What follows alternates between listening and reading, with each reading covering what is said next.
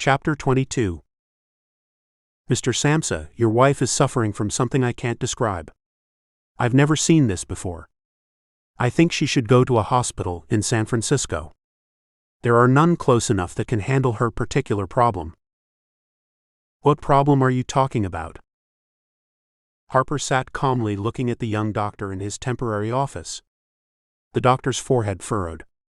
He took off his glasses from his nose and cleaned them with a tissue from a nearby box of Kleenex, and then he placed his glasses on the desk.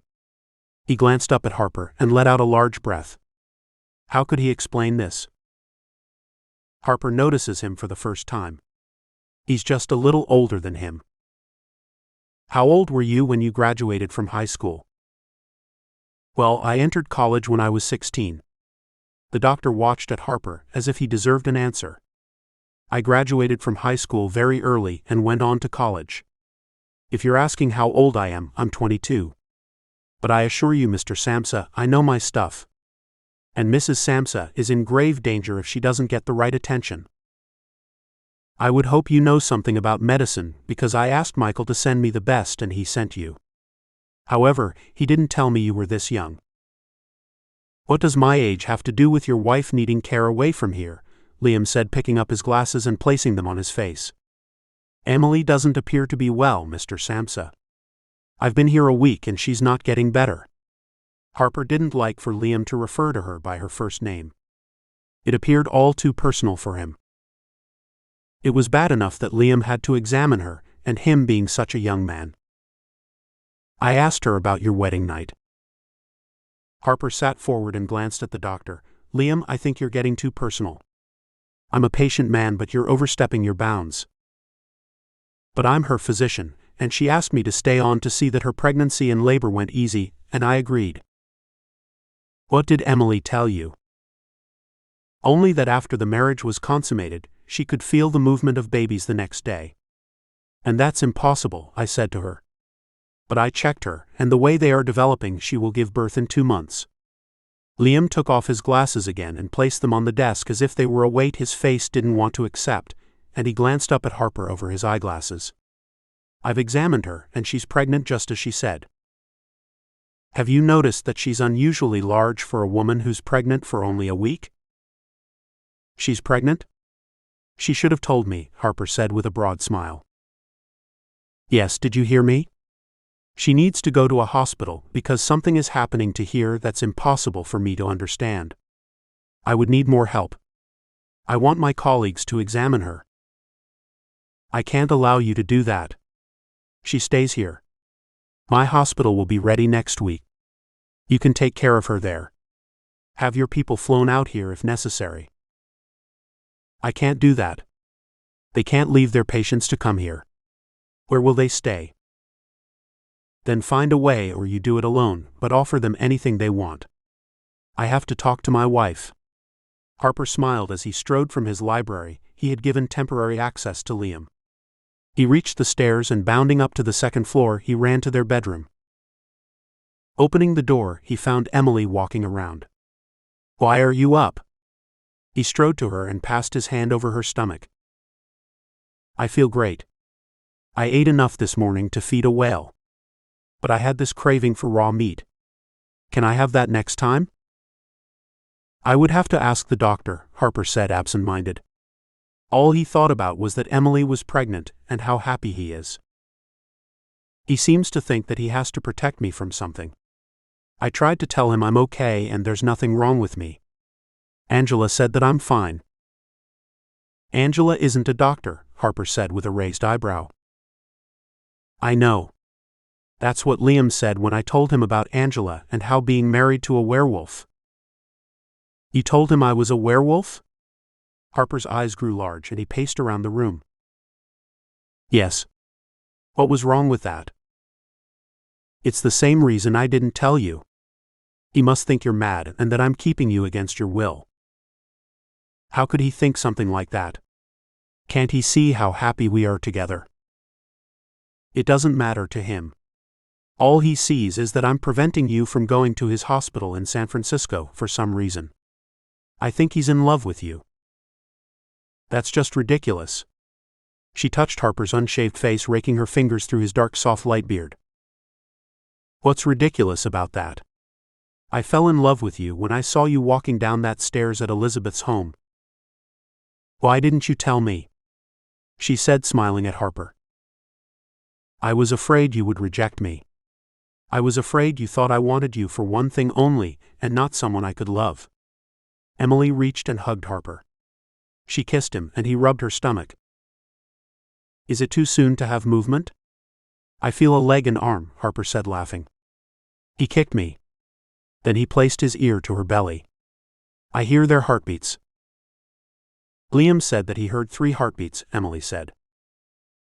Triplets. We're going to have triplets. He picked up Emily and danced with her around the room, and then he stopped in the middle of the twirl. His face took on a gloomy expression. He stared at Emily as if he didn't see her. Harper placed her feet down on the floor, and then he took her hands and brought her to a chair where he sat. He pulled her down on his lap. Emily? I don't know what to say, but Liam can't be allowed to tell anyone that I'm a werewolf, or that Angela and the rest are shifters. But what can you do?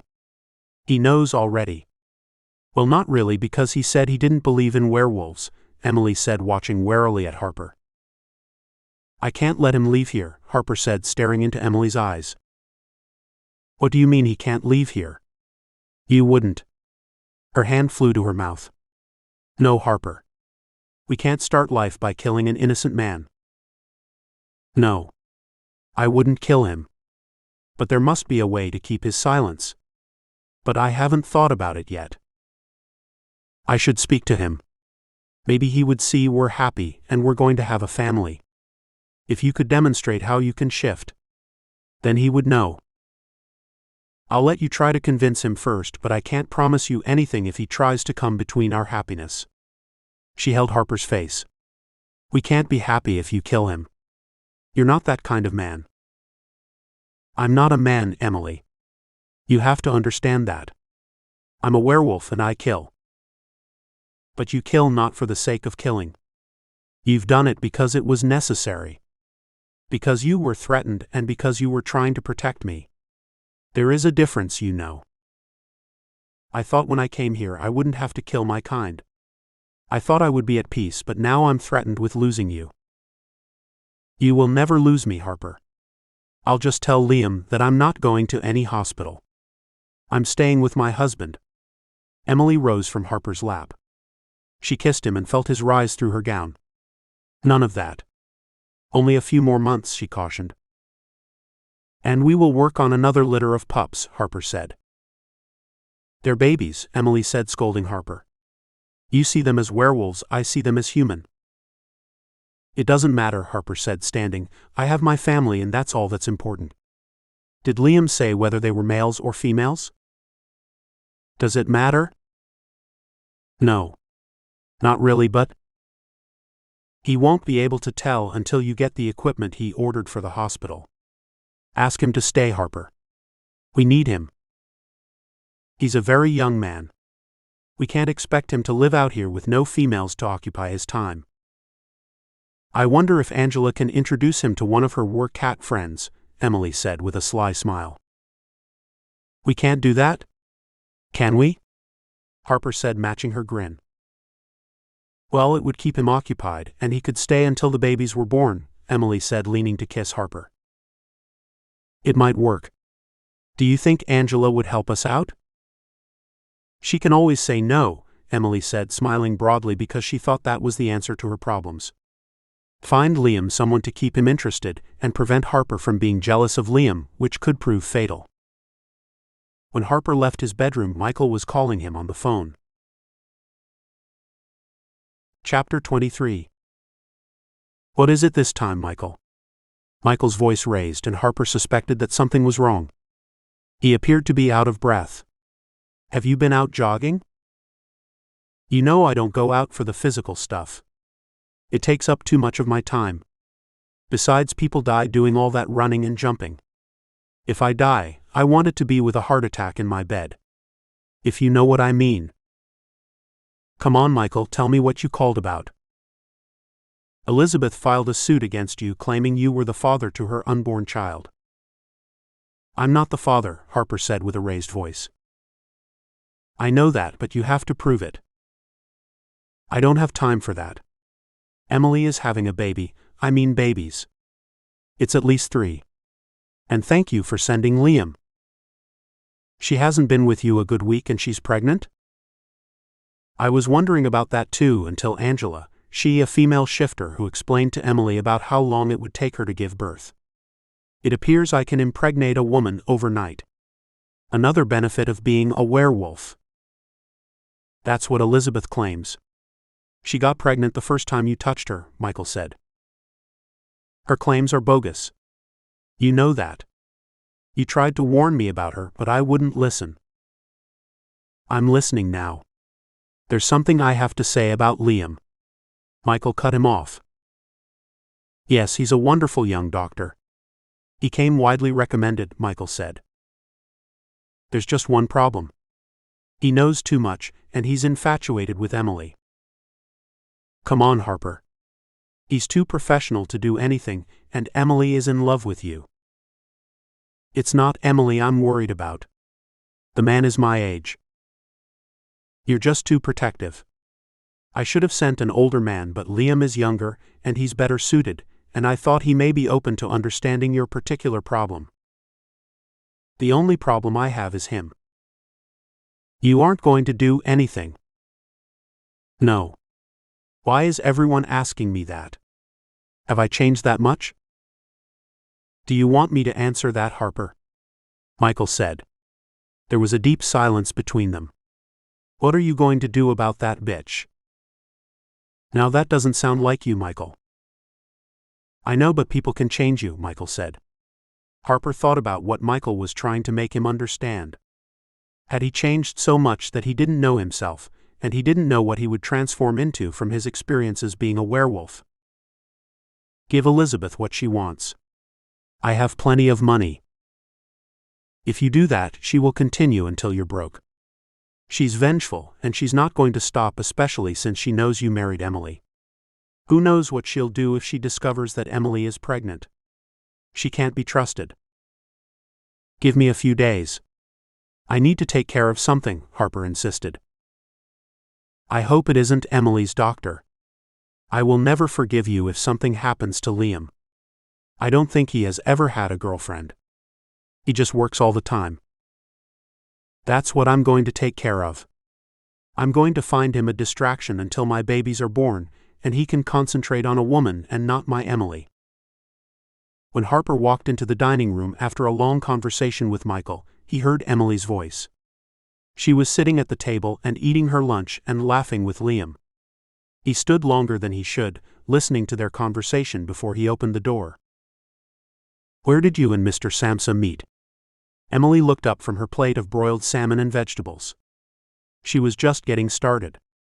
She appeared hungry all the time. Liam watched as she downed a whole salmon. You have a healthy appetite. Placing a fork down, she said, I met Harper in San Francisco. I worked for him as his maid. Does that surprise you? She waited for his reaction. Liam shrugged. No. I'm not surprised by anything. I'm a doctor, remember. When you have an attractive young woman like yourself, and you're constantly near a young man, I wouldn't be surprised at what could occur. Emily reached for freshly baked bread. Liam picked up the plate and handed it to her with a smile. She said thanks, and seeing the look on Liam's face, she thought she should say something. These little wolves I'm carrying are hungry. She patted her large belly. Why do you call them wolves?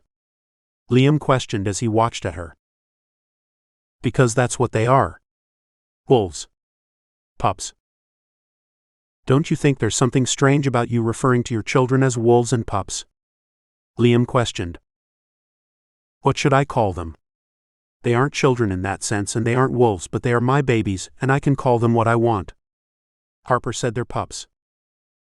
Like in dogs, Liam said with 2 raised eyebrows and a furrowed brow.